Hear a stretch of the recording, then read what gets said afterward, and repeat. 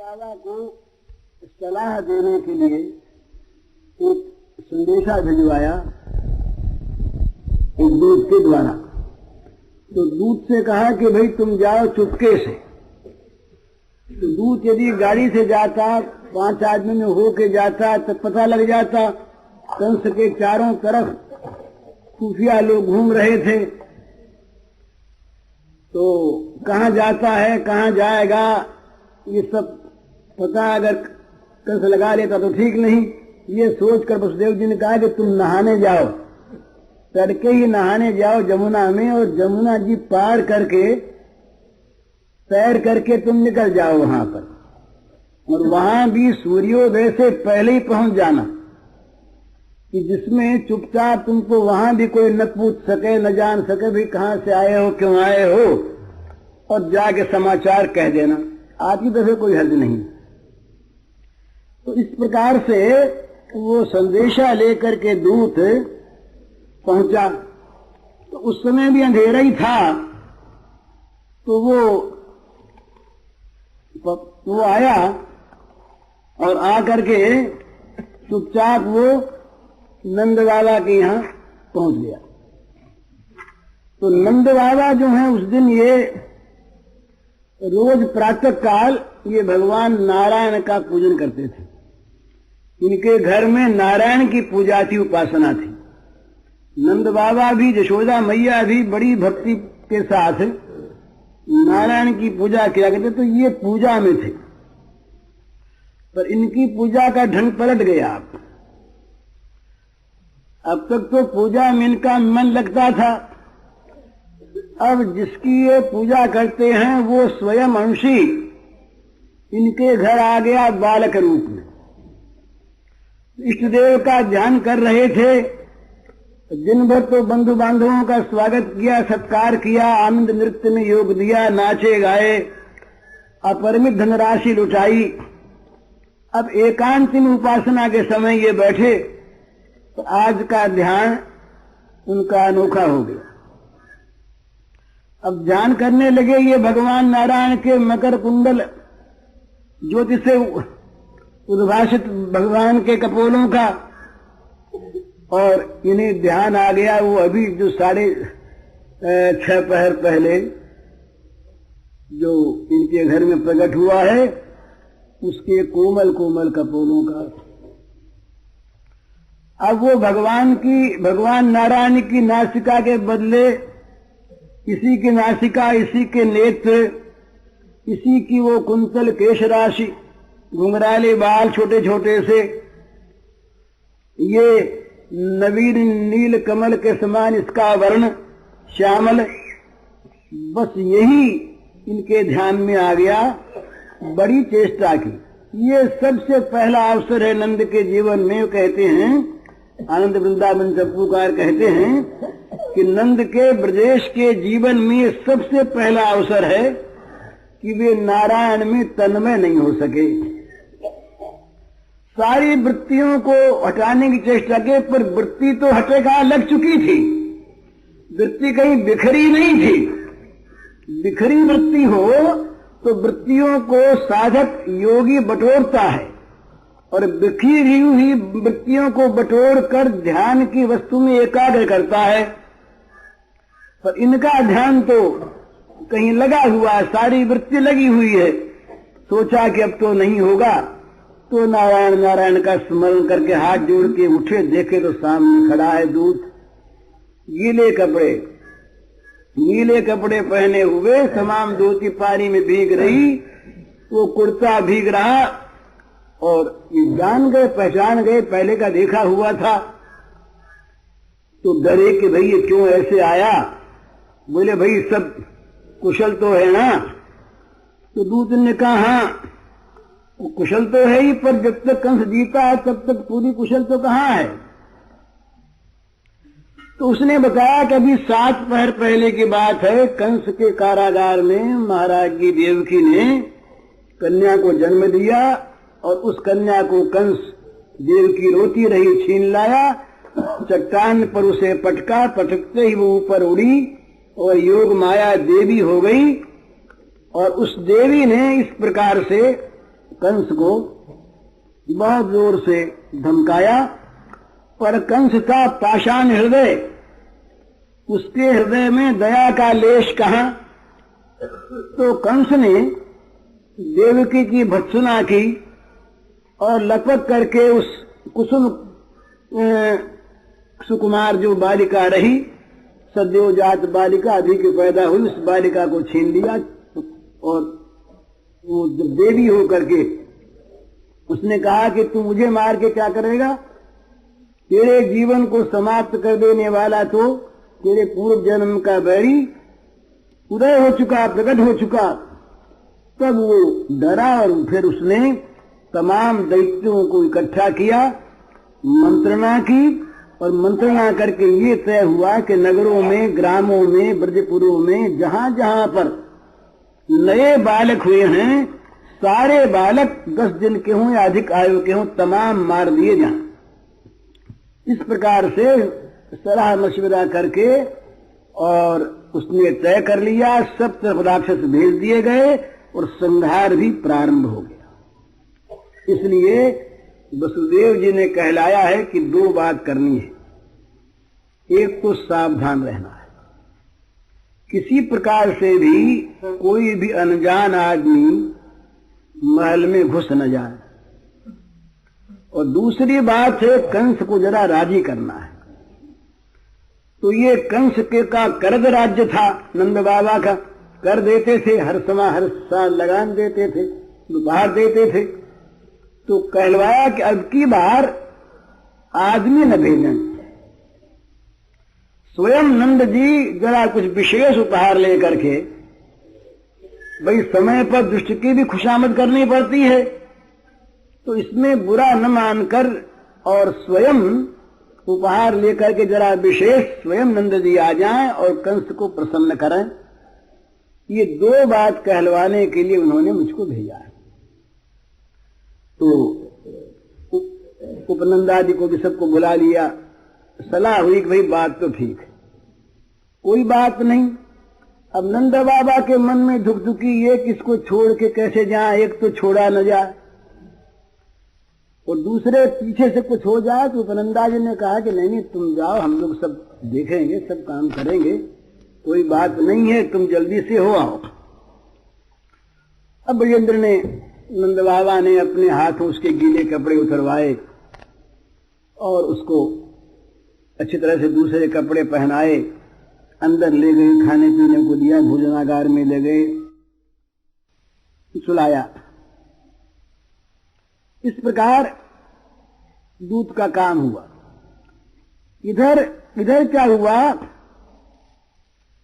कि ये भीड़ मच रही थी, तो सब लोगों ने कहा कि हम तो देखेंगे, लल्ला को देखेंगे। तमाम ब्रजमंडल में, दूर दूर के गांव तक में समाचार पहुंच गया, नंद बाबा के लाला हुआ है। तो उस लाला को देखने के लिए सभी लालायित हो गए, सबके मन में लाला को देखने की आ गई, कैसे लाला को देखें। यहां मंत्रणा ये हुई, उपानंद जी ने सलाह दी कि भैया बात तो ठीक है, सब देखना चाहते हैं, पर इसी भीड़ में अगर कोई राक्षस आ गया, कहीं कोई ग्वाला बन के, हीर बन के, तो मुश्किल होगी ना। तो ये आयोजन पीछे पर रखो, पीछे पर रखो। अभी तो जो गिने चुने लोग हैं उन्हीं को बुला लो, जिसको हम जानते हैं उनको बुला करके लाला को दिखा दो, उसके बाद फिर देखा जाएगा। तो ये कुल मर्यादा रही। तो कुल मर्यादा के पालन के लिए जो सबको, भाई बंधुओं को तो षष्ठी का उत्सव होगा ना, तो बुलाना आवश्यक था।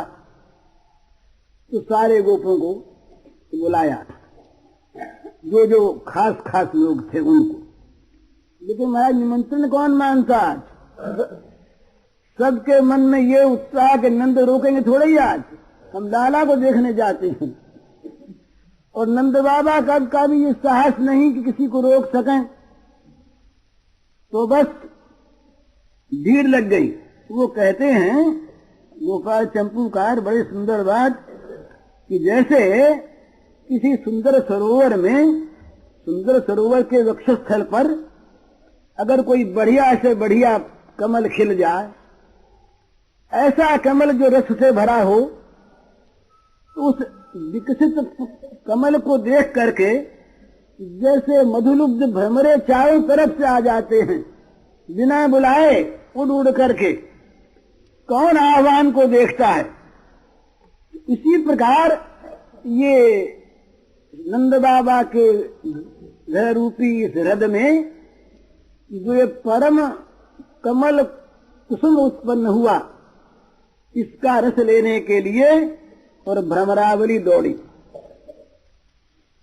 तो है ही ये आज ये नंदकुल सरोवर में अनुपम सौरभशाली ये नील पद्म का जो विकास हुआ है, तो रसलोभी तमाम अधिकुल जो हैं व्याप्त चात्मुत्र षटपद गणा नाकार इत्यात्मना दौड़े आए, सब भीड़ लग गई। अब वो नंद नंदन को अपनी गोद में लिए वृद्धा उपनंद पत्नी मणिस्तंभ के सहारे बैठी। उसकी दाहिनी ओर जरा सा घूंघट निकाले, बड़े बूढ़े आ रहे हैं ना आज, तो अब गुंठनवती घूंघट निकाले बजरानी जी बैठी, और बजरानी के ठीक समीप में ही रोहिणी जी, रोहिणी जी घर के मालिक हैं आज, ये रोहिणी जी बैठी सुशोभित हैं, और इन तीनों को सब ओर से घेरे हुए ये ब्रज की वयोवृद्धा जो देवियां हैं, यशोदा मैया के समवयस्का, ये तमाम बैठी मंगल गीत गा रही हैं। और उपनंद जी अपनी पत्नी के बाईं ओर बड़ी विनम्र मुद्रा में खड़े हैं, और उनकी बाईं ओर ब्रजेंद्र श्री नंद बाबा अंजलि बांधे, सबको स्वागत करना है ना आने वालों को, तो हाथ जोड़े खड़े हैं, सबके सामने हाथ जोड़े खड़े हैं। और तमाम भीड़ लग रही है, गोप द्वार तक तमाम भीड़, पंक्ति लगी है जैसे यहाँ राशन की दुकान पर लगती है तो थोड़ी लगती है। इसमें लिखा है कि गोपों की अपार पंक्तियां खड़ी, पंक्तिबद्ध हो गए ना, ठीक व्यवस्था पूर्वक न काम करना है। एक पंक्ति जब आगे बढ़ती है दूसरी पीछे हटती, इस प्रकार से पंक्तिबद्ध होकर व्यवस्था पूर्वक सब दर्शन कर रहे हैं। लेकिन मुश्किल तो ये हो गई कि हटे कौन? जो आगे पंक्ति आई है, जिसकी आंख पड़ी उस नीलमणि पर, उसकी आंख तो वहीं अटक गई, वहीं स्थिर हो गई आंख हटना चाहती नहीं, तो बदन हटे कैसे? तो उपनंद जी महाराज हाथ जोड़ते हैं, कहते हैं कि देखिए पीछे वाले जरा जल्दी कर रहे हैं, आप जरा सा दया करिए। तो देख चुके, बोले हाँ हाँ जाते हैं ना, तो क्या बिगड़ता है इसमें। तो इस प्रकार से सबकी आंखें लग गई, कोई आंख हटती नहीं, और जो जाते हैं वो भी बार बार ये घुमा घुमा करके अपने मुख को और सरोने शिशु का वो जो मुख मंडल है वो देखते चले जाते हैं अतृप्त नयनों से, अतृप्त हृदय से। भला उनको देख करके किसकी आंखें तृप्त हो जाएं? ऐसी कौन अभागी आंखें हैं जो उस श्याम सुंदर शिशु को देख करके तृप्त हो जाएं, जो कह दे कि अब हमने देख लिया, अब तो ये देखते देखते रूपवासी हो गया है, ये नहीं, ये कभी किसी की आंख नहीं। तो लौटते हुए ही पीछे पंक्ति वाले जो है ना, तो सब आतुर हो रहे हैं, तो पूछते हैं कि गोपाल चंद्र को बनाना, पूछते हैं तुमने देख लिया? देखा तुमने? तुम बड़े भाग्यशाली हो भाई। अच्छा कैसा है वो जरा बताओ तो, कैसा है जरा बताओ। यूं पूछते पूछते वाणी गदगद हो जाती है, कंठ भर आते हैं, कुछ बोल नहीं पाते, आंखें भरी आती हैं, देखने वालों की आंखें भरी आती हैं। तो भरी हुई आंखें, यहाँ तो सब सजीव है ना, यहाँ तो सब के सब चिन्मय हैं, सबकी आंखें चिन्मय। तो वो चिन्मयी आंखें मानो संकेत से कहती हैं, अरे मेरे स्वामी के सखा हो, ये देखने वाली तो मैं हूं, और इस अप्रतिम सौंदर्य को मैंने देखा है। आंख कहती है मैंने देखा है, देखने वाली तो मैं हूं, पर क्या कहूं, मुझको बोलने की शक्ति दी नहीं उसने। नहीं तो मैं बताती कैसा है, ये जबान क्या बतावे कैसा, इसने देखा नहीं, देखा है मैंने और मुझ में बोलने की शक्ति नहीं, तो मैं अपनी दीनता पर रोती हूँ। आंखों से आंसू आ गए ना, तो आंखों ने कहा कि इस दीनता पर मेरे में बोलने की शक्ति नहीं, मैं बखार नहीं सकती। उस रूप को मैं हृदयंगम तो कर लिया पर मैं बोल नहीं सकती, इसलिए मैं रो रही हूँ। और अब तुम जाओ, तुमको भी दर्शन होंगे इस मेरे द्वारा ही, तो जाओ तुम जाके देखो कितना सुंदर है, कोई बता नहीं सकता। उस सौंदर्य का कोई वर्णन करे ऐसा जगत में कोई आज तक हुआ ही नहीं, हो सकता ही नहीं। इस प्रकार से तमाम भीड़ चली आ रही है, पंक्ति के बाद पंक्ति देख रही है। इतने में पौर्णमासी देवी आई। पौर्णमासी देवी आई, साथ में उनके वो मधुमंगल था ही जो भगवान का सखा रहेगा पीछे। तो ये आई, इसने आकर के इसको देखते तमाम ही तो बस भी नहीं रही, और नंद बाबा को समाचार देने के लिए पहले आई थी कि अब तुम्हारे घर में श्याम सुंदर आने वाले हैं। तो ये जब आई तो सब लोग हट गए। ब्रजेश्वरी ने नमन किया, चरणों में प्रणाम किया, और फिर धीरे धीरे उस इंद्र नीलमणि को उठाकर छोटे से शिशु को और पौर्णमासी देवी के चरणों पर रख दिया। पौर्णमासी देवी बैठ गई और यशोदानंद के सिर पर हाथ रख दिया। उसी समय ये मधुमंगल जो रहा, ये बड़ा रसीला, बड़ा विनोदी, इसी का नाम मनसुखा पड़ा। तो बड़ा विनोदी ये मधुमंगल, और ये सब देखता जानता था। इसने कहा, अरे नंदरानी जरा देख तो सही ऊपर क्या तमाशा हो रहा है। उसको दिखाई दिया, तमाम देवता अपने अपने वाहनों पर सब सवार हुए, ऊपर से तमाम स्तुति कर रहे थे, तमाम हाथ जोड़े खड़े थे। तो मधुमंगल ने कहा, अरे भैया देख तो सही, ये देख हंस, और ये देख वृषभ, और ये देख मयूर, और ये देख हाथी, और ये रथ, और ये गरुड़, देख तो सही तू। ये सब न मालूम ये कितने कितने बाहर है, और इनके ऊपर देख ये कौन कौन सवार, देख कोई के 4 मुंह है, और कोई के 5 मुंह है, और कोई कैसा, कोई नीला है, और कोई पीला है, और कोई लाल है, कोई सफेद है, कोई भस्मी रमाई हुई है। और देखिए कोई 4 हाथ वाला, कोई 6 हाथ वाला, कोई 6 मुंह वाला, ये न मालूम ये कौन कौन है, देख। और बोले मैंने पहले भी देखा था। मधुमंगल ने सुनाया अपना अनुभव कि मैंने पहले भी देखा था, एक बार जब ये होने वाला था तभी ये लोग आए थे देवताओं से स्तुति करने के लिए, तो वाहनों को छोड़ करके और कारागार में पहुंचे थे ये। तो इसने कहा कि मैं इस ब्रजमंडल के आकाश में इनको उड़ते हुए पहले भी देख चुका हूं, और आज तो ये सब खड़े हो गए। तो ब्राह्मण कुमार की बात सुनकर गोपिकाएं और नंदरानी ऊपर देखने लगी, इन्हें कुछ दिखा नहीं। तो नंदरानी के मन में भय आ गया कि कहीं कोई राक्षस न आ गया हो, वात्सल्यमयी है ना। तो पौर्णमासी देवी ने जब आंखें खोल करके कहा कि भय की कोई बात नहीं, ये अंतरिक्ष में देवता सब रहाई करते हैं। आया क्या, ये तो मधुमंगल बच्चा है, अंतरिक्ष में देवता सब रहा करते हैं, और इसके जरा दिव्य दृष्टि का उन्मेष हो गया होगा, उसने उनको देख लिया है। यूं कहकर आश्वस्त किया और पूर्णमासी अपने गई। तो अब दूसरा दिन हो गया, रात्रि की 2 घड़ी अवशिष्ट है।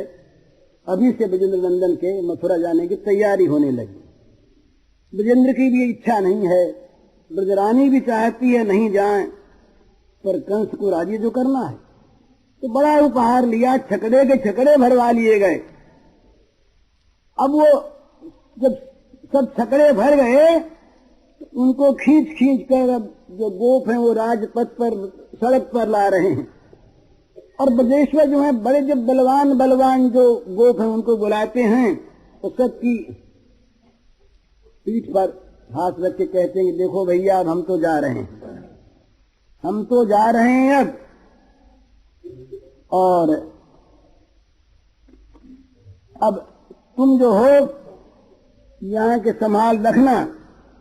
गोपान गोकुल रक्षायाम निरूप्य मथुरांगतः नंद कंसस्य वार्षिक्यम करम दातुम कुरुद्वः। तो नंद बाबा ने सब बलवान बलवान गोपों को बुलाया और बुला करके सबकी पीठ ठोकी, बड़े तुम बड़े बहादुर हो। ये किसी का उत्साह बढ़ाया जाए तो काम ठीक करता है। तो उत्साह बढ़ाया कि तुम बड़े बहादुर हो, सबके लिए स्थान निर्दिष्ट कर दिए, तुम अमुक जगह रहना, तुम अमुक जगह रहना, सब पहरा ठीक कर दिया। और प्रत्येक गोप के फिर कान में भी कुछ अलग अलग कहा कि देखना, न मालूम किसी नए वेश में कोई आ जाए तो सावधान रहना, कहीं मेरी अनुपस्थिति में और कोई विपत्ति मेरे पुत्र पर आ न जाए। इस प्रकार पूरी व्यवस्था कर चुकने के बाद कंस का कर चुकाने के लिए ये नंद बाबा तैयार हुए। एक पहर दिन चढ़ने तक सारी तैयारी हो गई। तो नंद बाबा को बड़ी चिंता मन में। अब वो जहाँ पर अधिक प्रेम होता है वहाँ अनिष्टा शंका हुआ करती है। ज्यादा प्रेम जहाँ पर होता है वहाँ बुरी बात सोचती, कहीं कुछ हो न जाए, कहीं कुछ हो न जाए। तो सोचा मैं कंस के यहाँ जा रहा हूँ और कहीं कंस ही मुझे ही मार डाले तो मैं कहीं न देख पाऊं। फिर एक बार देखता हूं। यूं जाते जाते ही फिर दौड़े गए सूचकागार में। जा पहुंचे, बजरानी ने शिशु को लेकर इनकी गोद में रख दिया। वे बार बार उनका मुखचंद्र देखने लगे, पर अब कहां तक देखे, हृदय से लगा लिया। व्याकुलता और बढ़ गई। पास में दाई खड़ी थी, बड़ी बत्सला दाई भातुरी। तो वो बोली कि देख लल्ला, प्यार से, तेरे पिताजी तो अब जा रहे हैं मथुरा, जल्दी आवेंगे, तो तू जरा हुक्म दे दे इनको कि जाएंगे। दाई बोली लल्ला से कि लल्ला जरा हुक्म दे देना तू, ये तेरा हुक्म चाहते हैं। तो जब ये धात्री ने कहा तो कहते ही एक आश्चर्यमयी बाल भंगिमा के द्वारा श्याम शिशु का मुखमंडल भर गया और उस लाल लाल होठों की अरुणिमा में ही और मानो एक मंद मुस्कान छा गई। गोपेश ने देखा स्पष्ट कि इस श्याम नीलमणि के मुख पर हंसी आ गई है। तो इस मुस्कान ने तो बस उनकी चिरस्थिर बुद्धि को चंचल बना दिया। अब स्थिर होने का अवकाश नहीं, चंचलता को लिए ही वे दौड़ पड़े वहां से और जा पहुंचे ये मथुरा में। अब गोपाल चंद्र की बात छोड़ देते हैं। मथुरा में जा पहुंचे। मथुरा में जा करके और ये ठहरे तो वसुदेव जी तो सब साथ में थे ही। दूध पहले जा ही चुका था। तो वसुदेव जी को जब मालूम हुआ कि नंद वसुदेव उपश्रुत्यो भ्रातरम नंदमागतम ज्ञात्वा दत्तकरम राज्ये ययौ तदवमोचनम तम दृष्ट्वा सहसोत्थाय देह प्राणमिवागतम प्रीतः प्रियतमं दोर्ध्यां सस्वजे प्रेम विह्वलः पूजितः सुखमासीनः दृष्ट्वा नामयमादृतः प्रसक्तभिः स्वात्मजयो हृदमाह दिशाम्पते दृष्ट्या भ्रातप्रभयसा इदानीं प्रदर्श्यते प्रजाशाया निवृत्तस्य प्रजाय समुपद्यत दृष्ट्या संसारचक्रेऽस्मिन् वर्तमान पुनर्भवम् उपलब्धो भवानद्य दुर्लभम् प्रियदर्शनम् नैकत्र प्रियसंवासः सुहृदाम् चित्तकर्मणाम् ओघेन व्यूहमानानाम् प्लवानाम् श्रोतसो यथा कच्चित्पशव्यम् निरुजम् धूर्यम् उत्तरविरुधम् बृहद्वनम् तदधुना यत्रास्ते तम् श्रोतवतः। वसुदेव जी को मालूम हुआ कि हमारे प्यारे भाई, इनमें बड़ी मैत्री रही कि हमारे प्यारे भाई नंद जी मथुरा में आए हैं और ये राजा कंस को कर भी दे चुके हैं। तो नंद बाबा जहाँ ठहरे थे वहाँ वसुदेव जी पहुंचे। वसुदेव जी को देखते ही जब सामने देखा तो नंद जी का प्रेम उमड़ गया।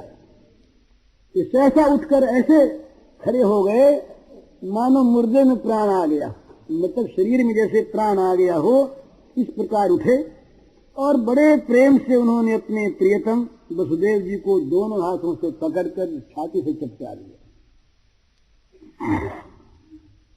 प्रेम से नंद बाबा अत्यंत विह्वल हो गए। प्रीतमम दोर्गम सस्वजे प्रेम विह्वल, प्रेम विह्वल हुए, प्रेम से अधीर हुए, इनका रोमांच छुआया, इनके आंखों में प्रेम के आंसू आ गए।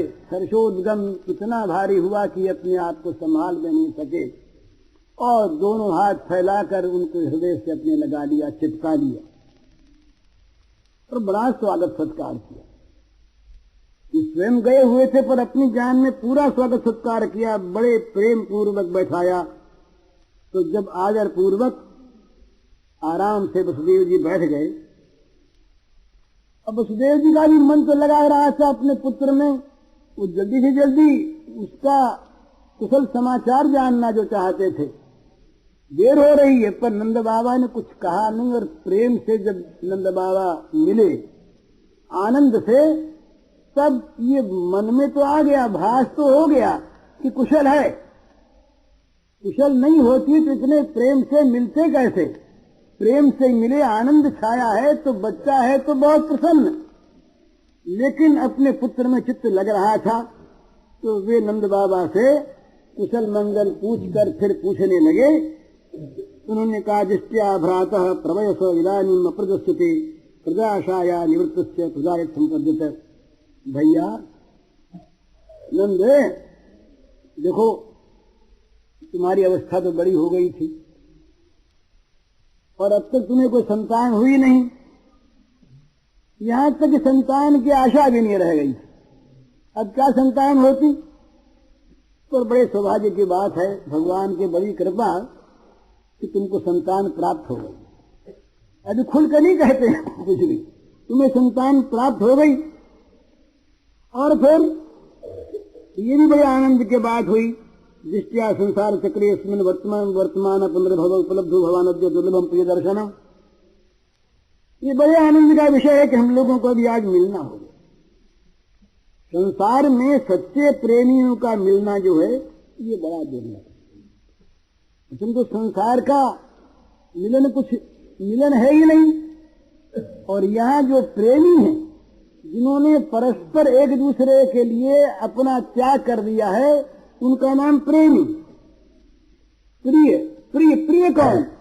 जो प्रिय करे सो प्रिय, जो अपने प्रियतम के लिए अपना परित्याग कर दे वो प्रिय, और नहीं तो स्वार्थी। तो ऐसे प्रियों का मिलना जो है ये बड़ा बड़ा कठिन है।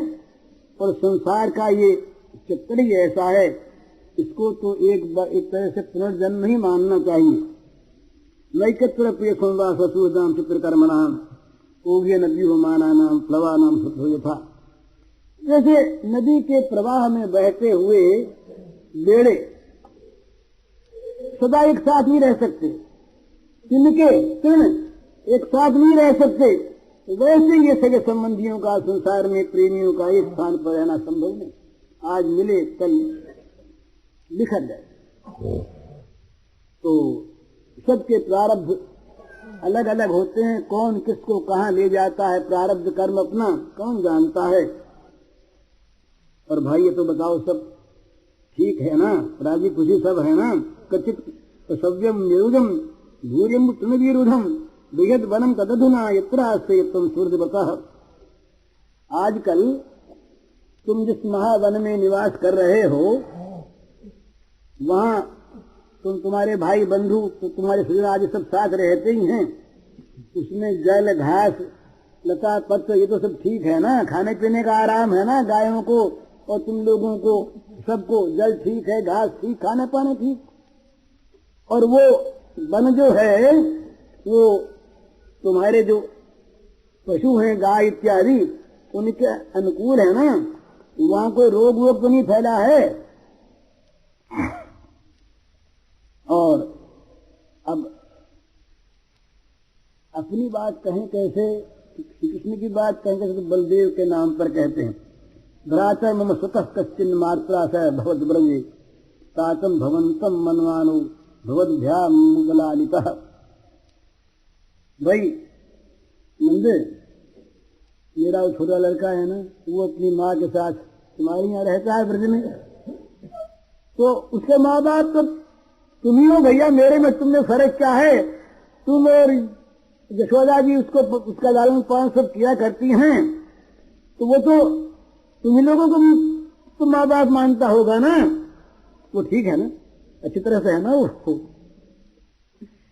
त्रिवर्गो विहित सूदो यंभावित न तेषु कृष्यमानेषु त्रिवर्गोत्थाय कल्पते। कहते हैं कि भाई मनुष्य के लिए वही धर्म, वही कर्म और वही अर्थ, अर्थ धर्म काम, ये वही शास्त्र विहित हैं जिनके द्वारा इनके स्वजनों को सुख मिले, जिनके द्वारा स्वजनों को सुख हो, वही तो धर्म धर्म है। और वही काम काम, वही अर्थ अर्थ, जो अर्थ केवल अपने लिए हो, अपने स्वजनों के लिए ना हो, वो अर्थ अर्थ नहीं, तो धर्म धर्म नहीं। तो वही धर्म अर्थ काम वही शास्त्र विहित हैं जिनके द्वारा स्वजनों को सुख मिले और जिनसे केवल अपने सुख चाहते हैं। बोले ऐसा धर्म करे हमको सुख मिले, ऐसा कर्म करे हमको सुख मिले, इतना धन कमावे कि हमें सुखी हो जाए। तो बोले इस प्रकार का जो अर्थ धर्म काम है, ये जो त्रिवर्ग है जिसको अर्थ कहते हैं, ये अर्थ हितकारी नहीं है, तो क्लेश कारक ही होता है। जो केवल अपने लिए स्वजनों के लिए न हो, वो अर्थ, वो धर्म और वो काम सब क्लेश कारक हैं।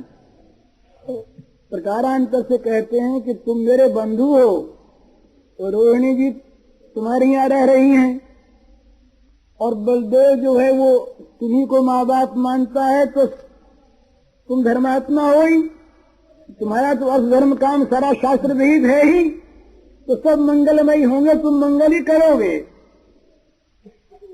तो ये जब बात सुनी नंद बाबा ने, नंद बाबा बड़े प्रसन्न हो गए और नंद बाबा सहानुभूति प्रकट करने लगे। 6 बच्चे मारे गए थे ना, बात सुन ली थी वसुदेव जी की, सारी खबर इनको थी।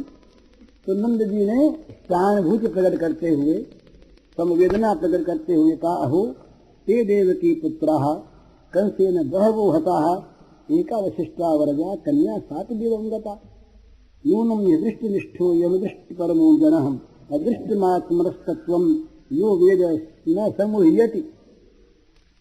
नंद बाबा बोले कि भैया वसुदेव जी, कितने दुख की बात है कि कंस ने देवकी के गर्भ से उत्पन्न तुम्हारे कई पुत्रों को मार डाला, बड़ा निर्दयी कंस। और बेचारी छोटी सी एक कन्या बच रही थी, वो क्या उसे मार डालती? पर वो कन्या भी स्वर्ग से धार गई, उसके हाथ से न बच सकी। तो भैया क्या बताएं, इसमें तो संदेह की बात नहीं कि प्राणियों का जो सुख दुख है ये सारा भाग्य पर निर्भर करता है। कोई बचा नहीं सकता, कोई मार नहीं सकता, भाग्य ही प्राणी का एकमात्र आश्रय है। तो इसलिए जो आदमी इस तत्व को जान लेता है कि प्रारब्ध में होता है सो होता है, सुख दुख का कारण भाग्य ही है, वो सुख दुखों से मोहित नहीं होता। नहीं तो कहीं सुख आने पर अभिमान कर बैठता है, दुख आने पर रोने लगता है, ये उसकी मूर्खता है। तो जो होना है सो होता है। तो भैया आप तुमसे क्या कहें, ये नहीं कहा कि शोक मत करना। इतनी बात कह करके ही और नंद बाबा रह गए। अपने आप बुद्धिमान वसुदेव जी हैं, तो वसुदेव जी ने इन सब बातों को तो कोई का उत्तर नहीं दिया। उनके मन में ये लग रही कि ये पूतना गई है और कहीं बच्चे पर किसी प्रकार की विपत्ति ना आ जाए तो जल्दी वापस भेजो नंद को। तो सारी बातें सुनी अनसुनी करके किसी का उत्तर न दे करके और वसुदेव जी बोले, करो वही वार्षिको दत्तो राज्य दृष्टा वयम तवः निःस्थेयं गोकुथम संतुत्पातास्ते गोकुले। वसुदेव जी ने कहा, भाई नंद जी, अब तुम्हारा काम तो हो गया। कंस राजी कुछ तुमसे बातचीत की ना, बोल हमसे तो राजी बोला। बोले तो तब फिर ठीक है, तुमने सालाना कर तो उसको दे ही दिया और मेरा मन बहुत मिलने का था, तो हम दोनों भी मिल ही लिए। अब यहाँ ज्यादा ठहरना ठीक नहीं लगेगा। गोकुल में बड़े बड़े उत्पात हो रहे हैं, कह दिया, बड़े बड़े उत्पात हो रहे हैं, तो तुम जल्दी से गोकुल लौट जाओ।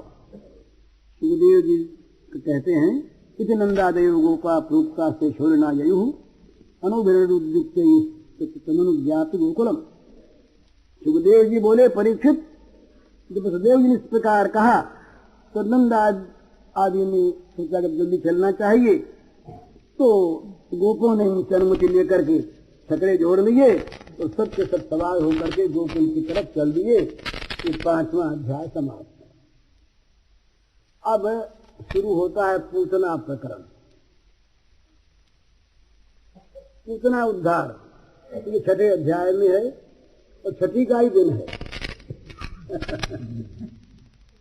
श्री शुक उवाच नंद पथिवत शौरे नम्रशेषि विचिन्तयन् हरिं जगाम शरणमुस्तातागम संकितः कंसेन प्रहिता घोरा पूतना बालघातिनी शिशुश्चार निघ्नन्ति पुरग्रामवर्गादिषु यत्र श्रवणादीनि रक्षोघ्नानि स्वकर्मसु कुर्वन्ति सात्वतां भर्तुर्यादधान्यस्य तत्रहि सा खिचरीकरूपत्रीत्य पूतनानन्द गोकुलम् जोषित्वा मायात्मानं प्राविशत कामचारिणी। अब पूतना उद्धार पर देर तो लगेगी, पर कुछ विस्तार से बातचीत हो जाए वैष्णव तोषणी के अनुसार। कहते हैं, अब ये 5 अध्याय में 4 अध्याय में इतना बीत गया, इतने ही। तो ये कहते हैं कि भाई श्री कृष्ण के जन्म के दूसरे दिन कंस ने अगासुर, बकासुर, बक, प्रलंब, केशी, धेनु इत्यादि सारे असुरों को इकट्ठा किया और मंत्रणा की, और ये तय हुआ कि 10 दिनों के अंदर मथुरा मंडल में जितने भी बालक पैदा हुए हैं सब मार दिए जाएं। उसी दिन से काम शुरू हो गया। लेकिन आश्चर्य की बात ये हुई कि मथुरा मंडल में जितने कृष्ण भक्त थे रहने वाले, उनमें से किसी का बच्चा नहीं मरा। एक भी शिशु इनका नहीं मरा। जितने असुर भावापन्न व्यक्ति थे, अब ये जितने राक्षस गए मारने के लिए, उन लोगों को उनका घर तो दिखा ही नहीं। और जो कंस पक्षीय लोग थे, जो कंस के दल वाले, उन्हीं का घर दिखा। तो उनके बच्चे बड़े होकर असुर तो बनेंगे ना। असुरों के द्वारा असुरों का विनाश कराया योग माया ने। योग माया ने वहां इस प्रकार की व्यवस्था की, इनकी आंखों पर इतना जादू फेर दिया कि श्री कृष्ण के भक्तों का जो घर था, जहां बच्चे हुए, वो तो इनको दिखे ही नहीं, याद आया ही नहीं, उधर मुंह ही नहीं गया इनका। और जो कंस के पक्ष वाले जितने लोग थे, उन जिनके यहाँ बच्चे हुए थे, वो सब दिखाई दिए। उनके घरों में ये तमाम घुसे और उन्हीं के बच्चे सब मारे। तो ये श्री कृष्ण जन्म के 6ठे दिन ये गोपराज नंदनंदन, ये नंदराज जो हैं, ये कंस को कर देने के लिए गए और ये कंस को कर दे दिया। उसी दिन पूतना बालघाटिनी राक्षसी को रात्रि के समय भेजा गया। पूतना को भागवत में खेचरी कहा है। तो पूतना जो है ये कामचारिणी थी, माने मन माना वेश बना सकती थी, राक्षसी थी ना, तो जिस प्रकार का चाहे उस प्रकार का वेश धारण कर सकती थी। तो ये उलूकी गुगुनी है, उलूकी के रूप में ये रहती, बहुत लंबी चौड़ी रही, बड़ी विशाल रही। तो ये उड़ करके गोकुल में पहुंची और वहां जा करके इसने रूप धारण किया, बड़ा सुंदर। तो इसने रमणी का रूप धारण किया। ये कथा आती है कि महाराज बलि के यहाँ जब वामन जी गए, छोटे से सुकुमार बच्चे होकर दान देने के लिए। उस समय उनके लड़की थी बलि के रत्नावली। इस छोटे से बच्चे को जब देखा उसने, तो उसके मन में बच्चे के प्रति स्नेह पैदा हो गया, बामन के प्रति। ये कथा करके संहिता में ब्रह्म वैवर्त में आती है। तो बच्चे के प्रति स्नेह पैदा हो गया। उसके मन में आया कि ये अगर मेरा बेटा होता और मेरे स्तन का दूध पीता तो बड़ा आनंद आता। ये उसके मन में मातृभाव पैदा हो गया। जो मातृभाव करके उसने बामन की ओर देखा, तो बामन भगवान तो सब जानते थे, उन्हें कह दिया तथास्तु, मन ही मन कह दिया कि होगा। इसके बाद जब बामन भगवान ने 3 पैरों से सारी पृथ्वी को माप लिया, सारे त्रिभुवन को माप लिया और बलि को बांध दिया, तो उसी रत्नावली का भाव बदला। उसके मन में द्वेष आ गया। उसने कहा कि अगर ये मेरे स्तन को पीता तो मेरे स्तन का जहर देकर इसको मार डालती। तो भगवान ने कहा कि आधी बात तुम्हारी ये भी सत्य होगी, मार तो ही डालोगी पर जहर पिलाओगे जरूर। लेकिन उसके मन में जो मातृभाव आया संकल्प से ही, तो भगवान ने ये सोच लिया, उस निश्चय कर लिया कि इसको माता की गति देनी है। तो ये ब्रज में आकर के ये जो देवी का रूप बनाया इसने, इसका ये अर्थ नहीं कि ब्रज में कोई माया चल सकती है। जहाँ मायापति स्वयं हो वहाँ माया चल नहीं सकती, असलों की माया नहीं चलती, दूर दूर माया रहती है। पर भगवान की योग माया जब स्वयं चाहती हो कि यहाँ ये माया ऐसी ही बने, नहीं तो उसका उद्धार कैसे होता। इसलिए ब्रज में भी भगवान की आज्ञा से, भगवान की सम्मति से ही ये सारी लीला पूतना की संपन्न हुई।